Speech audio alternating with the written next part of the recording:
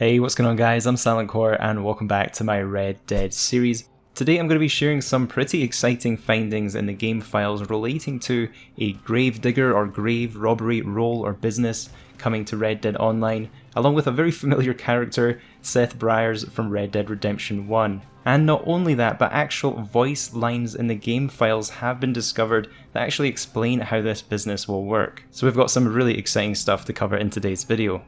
So just as a quick intro to this video, similar to all the other game files findings, all of this stuff is confirmed to be in the game files. It's physically been added there by Rockstar themselves. And for whatever reason, with the last DLC in December, Rockstar were very lazy with their game files. They left a lot of stuff in the game. You know, the whole Outlaw Pass number 5 is already in there, preloaded, ready to go. We've also found traces of the Telegram missions that specified there would be solo missions that would be sent straight to your inbox. In one of my last videos, we also covered the taxidermy role after that was found in an actual catalog page.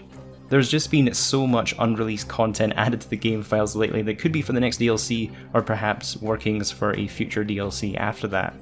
So thanks to Videotech here for sharing this finding. We can actually see what Seth looks like in game. This is his actual character model that is currently unreleased. Now if you've played the first game and also the DLC for Red Dead Redemption 1 Undead Nightmare, you'll know he has a fairly major part in the game. He was a pretty crazed person, he had sexy time with dead bodies and stuff like that. He's a very interesting character and basically drove himself to craziness trying to find treasures, and he was all about finding corpses, robbing graves, all that kind of sketchy stuff just to find treasures. And I'll also let you guys listen to some of his dialogue in just a second.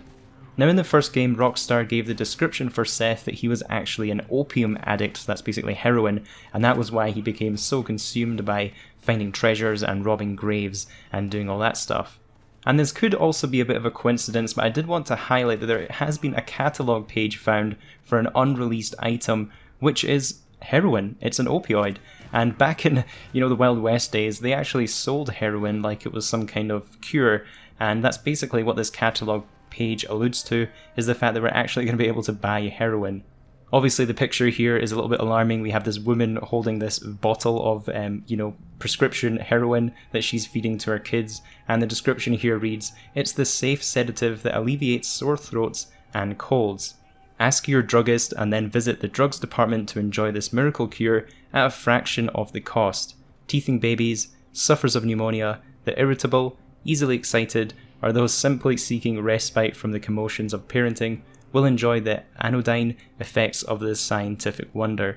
Children will ask for it again and again to ease their maladies." So perhaps heroin will become a new kind of tonic that we can use in Red Dead Online, and perhaps even one that Seth himself might sell. So without further ado, I'm going to play for you guys the voice lines from Seth and how it actually relates to this role or business, and we'll talk about them a bit after. And this one actually comes from Rockstar Guides, and he found over 300 unreleased voice lines added with the last DLC, so this is new content that Rockstar are actually currently working and developing, and there's a lot of mentions of corpses and wagons and boats and that kind of stuff. Oh, I like the look of all this. Very nice. Now, please push on with getting me the rest. Whew, bet you'll be glad to offload all that. Just what I'm after. Now, how soon can you get me the rest? Some folks only learn the value of what they got when it's gone. So, let this be a lesson to us all. Well, sometimes you go after big potatoes, sometimes you go after little potatoes, but it's all good eating. Well, not too bad. A few more like this and we'll be able to string a couple dollars together. You are colder than a mother-in-law's kiss. I wholly approve. Now, go track down the rest of these reprobates. Very good. Now that should be the lot. Now, their fate lies above us, or more likely below. This is a beauty. Just what I'm looking for. If you can give me the rest, we will be sitting pretty. Looks like we're missing a driver there, huh? Well, main thing is you and the wagon made it here in one piece. Had your hands full, huh? Well, this is all a sight for sore eyes, I must say. I'd ask you if you killed all these birds with one stone, but the stone ain't my concern in this matter. Now, who would be so careless as to misplace a fine piece like this? Well, another very decent batch. That should be all the inventory I need for now. Appreciate it. Times like this remind me of what my brother always says. You have to get dirty to work clean sometimes. Oh, more for the pile. I think that should do it for now, my friend. Very good work. You got her. Good. Every death deserves to be mourned, but, some less than others. This'll sell high. Very nice indeed.